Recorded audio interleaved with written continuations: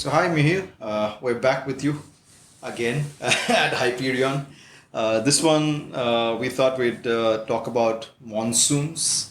Now that we're in monsoons, there's so much of rain everywhere. There's people still riding their motorcycles. So we thought let's talk about safety. Let's talk about motorcycle monsoon maintenance and what should you be doing. So let's we can start off with how what do you do when you are out riding in the monsoons first? Hey Sohail, thanks for having me back on the podcast. It was a pleasure the last time. So riding in the monsoon, right? That's what we're riding right now.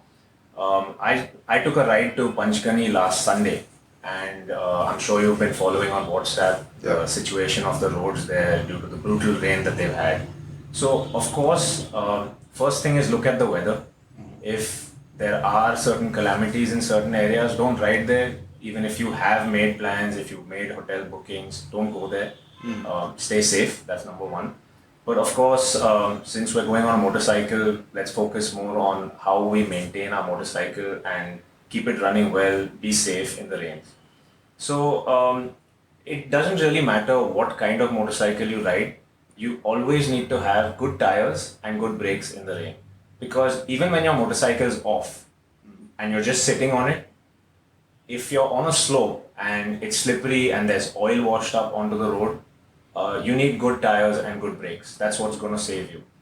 A good way to check is look at the tread of the tire. There are always tire wear indicators, which once the tire has worn out, it comes up flush with the surface of the tire. Make sure that you can take a coin, put it in the on the tire wear indicator. Make sure that there's at least 2 or 3 millimeters on it before you head out. With brake pads, you can usually visually check. Just make sure that there's a gap between the brake pad backing plate and the disc. That means you have braking material left over. Make sure you have at least 4 millimeters before you set out on a longish ride. And when in doubt, just replace them because you don't want to risk yourself over a few rupees here and there. So coming back to riding in the rains, obviously when you're driving on a dry road, you can go faster, you can brake later. When it's raining, visibility is less, braking distances are longer. There could be some potholes, there could be oil on the road. So Which you can't see. Which you can't see because what happens is there's a lot of poorly maintained vehicles that use the roads with us, and they drop a lot of oil, which when on the first monsoon, all that oil gets washed up onto the center of the road, and that's usually where we're riding our motorcycle right onto that oil, and if you brake on that, you're gonna go for a skid. So keep the speeds down, don't go very fast. And keep brake checking because every time you apply the brakes, it dries up the disc and it helps you brake better when you do need to brake. So just keep tapping the brake from time to time to help dry up the pads and the disc.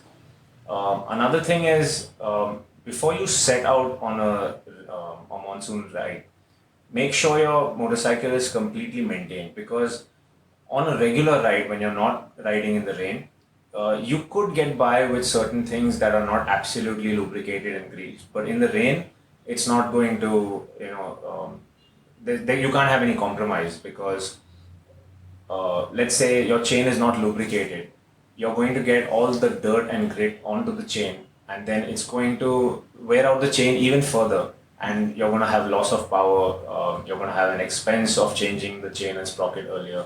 So you want to make sure everything is greased, everything is lubricated. When in doubt, a can of WD-40 goes a long way. Spray it on all the joints, the levers, the footrests. Just make sure that everything is well lubricated. Any signs of rust, a wire brush, you can just use that and rub it off. Another thing is getting back to tires. You usually need to change your tires in sets. A lot of people coming from scooters and smaller powered CC bikes, they think that it's okay to just change the tire that's worn out. But on bigger bikes, the bias of the motorcycle is very well centered. So you may have a Ducati Panigale which is more front weight biased, but the way the bike has been designed, it uses both the wheels very sort of centered. And if you don't change both the tires together, you're going to end up with one tire having less grip, and that's usually going to cause you to wash out when you're braking hard or accelerating. So always change the tires in sets. A good time to change tires is always before the monsoons, because that ensures you're safe throughout the monsoons, and then you have enough time to use it. So yeah. So you would not recommend somebody having a different tread in the front and a different tread in the there. There's a lot of people that I see who buy a different model in the front, and does that really matter? So you could get away with that. Sometimes tire availability, it makes you have to make that choice where you use a different brand in the front and a different tire tread at the back. But it's not recommended, because a lot of design and a lot of engineering goes into these tires. They work well together. If you have, let's say, a very soft compound like a Metzeler or a Pirelli Rosso 3 in the front, but you have a touring tire at the back, you're going to get a lot of grip in the front, but the rear tire is not going to be able to match to that. So, and the wear rates are different. So that means when you're braking, the tire actually wears out, and that friction is what helps you stop. So you're going to have different rates of friction at the front and the back, and that imbalance is what's going to cause a problem. Do you think riding in the rain requires a different tire pressure, or do you keep the same tire pressure because you probably need more traction and a surface patch? Right. So it is recommended to reduce the tire pressure slightly when riding in the rain. When you're riding in the rain, the tires do run cooler because water is colder. So there's no problem of overheating the tires, which if you were riding in the dry and you reduce the tire pressure, the tires would heat up and wear out more. So reducing that tire pressure by 1 or 2 psi usually helps give you better grip. Of course, don't reduce it more than that, because that won't allow your bike to ride smoothly. But yeah, in general, you could just stick to the manufacturer's recommendation. You don't really have to do anything special with the tire pressures for the rain. So you mentioned braking as an important aspect. There's a lot of people who trust the ABS and the lane mode of the ABS. So how does that work, one? And should I really be trusting what that is letting me do? So hey, ABS has now become a mandated part of the bike by the government. And truth be told, I don't think I've ever used the ABS on my bike more than once. Yeah. And I don't know whether that's me not pushing the bike hard enough or just using the brakes right. Yeah. Ideally, no one should ever need to use their ABS. It's just something that's there in a panic braking situation where if you have a lot of gravel on the road, if there's oil, in the very, very last, in a very one-off situation, that could help you prevent the tire from locking when you're braking. And as we know, if the tire locks and you brake, you skid, and that skid will make you fall down. Yeah. So ideally, you shouldn't be using your ABS. If you are deliberately jamming your brake to engage the ABS, you're doing something wrong. Yeah. Please stop doing that.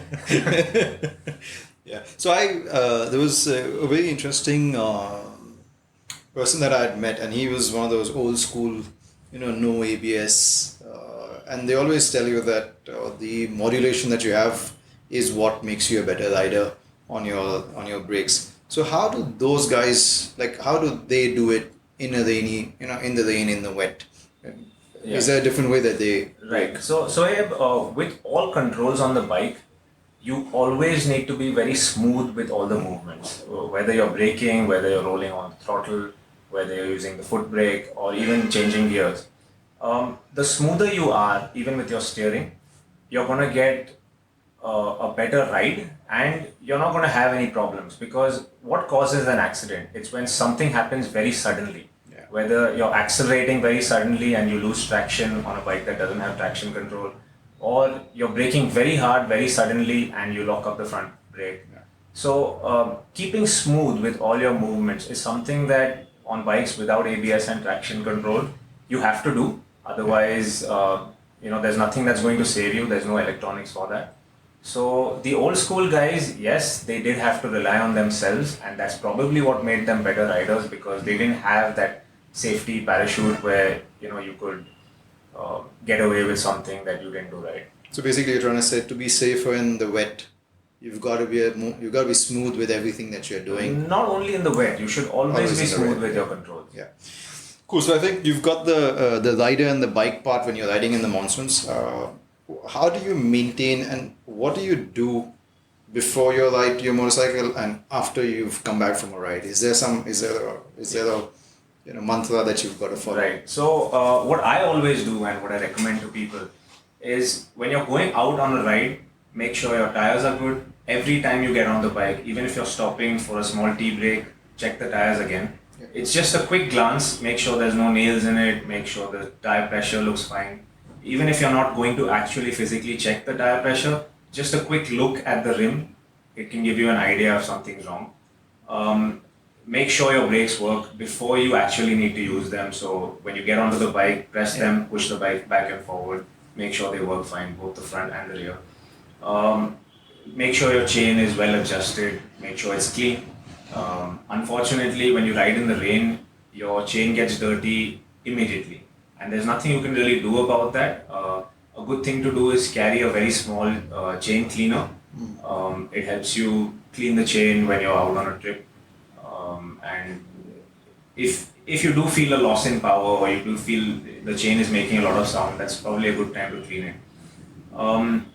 Another thing to check, which is actually very important, is to check all the bearings. So if you can find a way to get the front wheel up, just rotate it, make sure the bearing's not making any sound, make sure it's moving freely.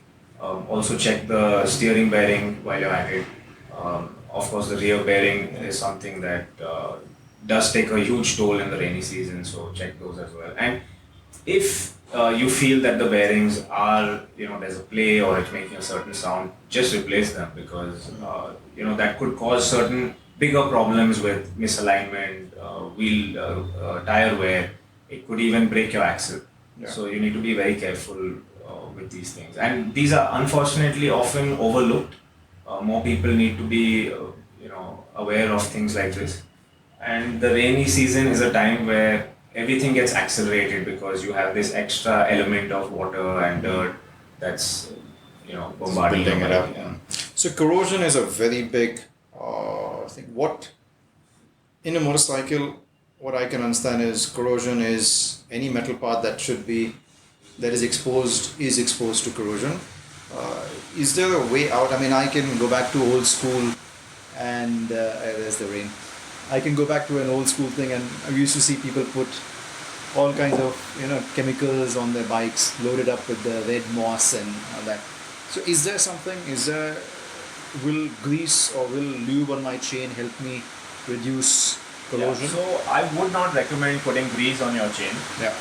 The new chains do come greased from the factory, but that's just to protect them while transporting them and storing them. You shouldn't use grease because it's a very semi-solid substance which doesn't allow free movement of the roller pins and the rollers of the chain. So try and keep the chain clean, and just a light spray of chain lube on it, that's what's best for it. You can make certain choices, like you could always go for a gold chain. Those are plated and they don't rust on the side plates. Yeah. So that's a certain benefit that you have with that. Another thing is whenever you store your bike, make sure if there's a possibility, park somewhere that the bike is covered. Yeah. So don't park out in the rain if you can avoid it. That makes a huge difference because the constant rain and the humidity, it does cause corrosion to accelerate. So a lot of things about riding in the rain is more about taking precautions and being sensible, rather than just following a certain maintenance routine that you would do normally. Yeah, cool. So I think I'll get you to your last question, and this is a funny one. Does my bike require a shower after going out in the rain? So, I'm sure when you get dirty, you need a shower. So yes, your bike does need it does one require. too. Yeah, cool. Thanks so much. I think you've covered everything. Sorry about the rain. It's been pouring, so it was perfect for this episode. Yeah. Also, Thanks, man. man. Thanks for having you back again. Thanks for listening to this podcast. I want to hear your stories, your motorcycle experiences, what you've been doing, and how motorcycles have made your life better. So if you have something to say, DM us on Instagram, and I'll be more than happy to get you on this podcast.